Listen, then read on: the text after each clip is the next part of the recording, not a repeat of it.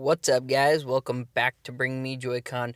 Today we need to talk about the new Super Nintendo and NES games that just got updated to the Switch Online. Now, as much as I love the Super Nintendo and the NES, we kind of all expected Nintendo to drop the ball on this because they stopped doing the every month updates to these, and they just kind of said, hey, you know what, we're going to update them whenever we have stuff that we can update or whenever we get around to it.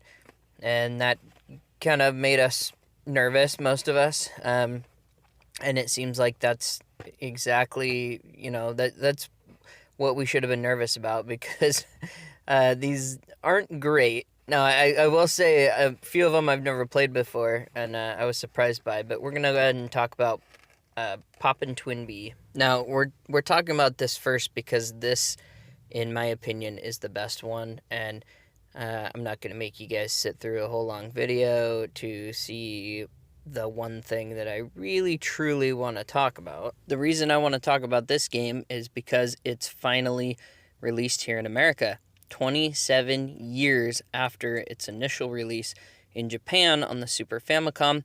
It also got released in the PAL region, so not here in America, and it was always something I've wanted to play. I've played a lot of the arcade games, Poppin' Twinbee. This is the 6th game in the installment, and to me, this is one of those things that, the Switch kind of needed, was this style of game. There's not a ton of these shooters.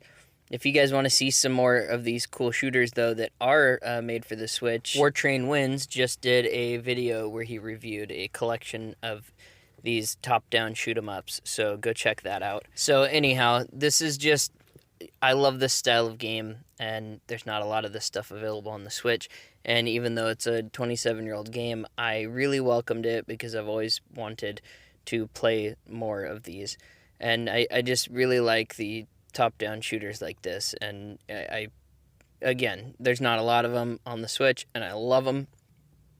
Now, Smash Tennis, this game is also making its American debut. This game was released in Japan and Europe in 1993, and it was never released here.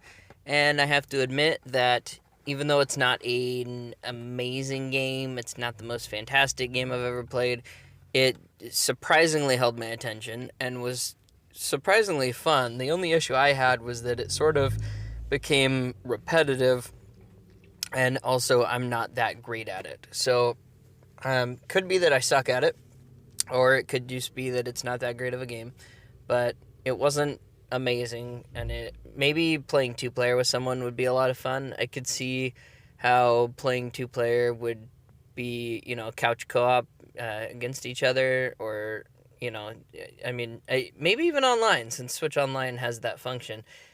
I could see that being a way better use of this game than playing single player. That's just my personal opinion, but it's not amazing, it's not terrible either. And now we can dig into these NES games. So on to Eliminator Boat Duel. This game, fun fact about this one, it was released in the US, and it was 1991, and it has a spelling error on the cartridge.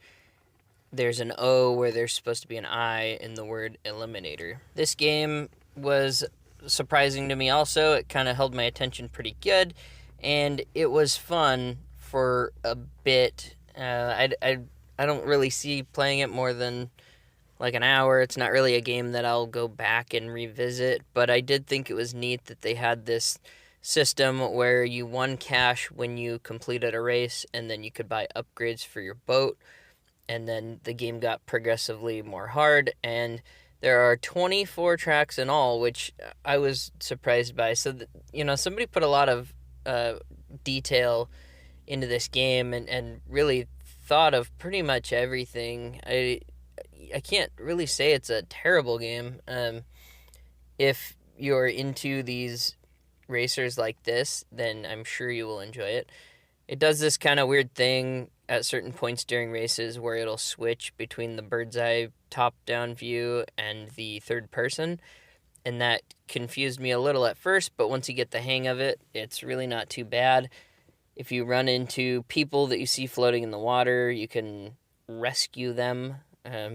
Kind of kind of weird because really you're just like running over them with your boat, but for whatever reason that's how you rescue them because you know video games weren't that graphically fancy back then. So anyway, I did enjoy this game. So if you already pay for the Switch Online, check it out if you get a chance because it was pretty fun. The next game I want to talk about is Shadow of the Ninja. Now, this game isn't particularly great, or maybe it's just really not my style, but something interesting about this is that GamePro magazine ran a contest in 1991 and they gave 10 free copies away to readers. And this was an exclusive copy that had a password system that was not in the retail version of the game. Now, I have no idea if that's true. I would imagine this thing's, if you have one, is probably worth a hefty amount, being that there's only 10 of them. But I've never seen it really in a rare games list. I could be wrong. Maybe I've just never read about it myself. But I do a lot of research on stuff like that, and I just haven't really heard about that before. So I will definitely be looking more into that. But as far as the gameplay goes, I mean, it's pretty standard. It's just a side-scroller. You get a couple of weapons. You fight some more ninjas.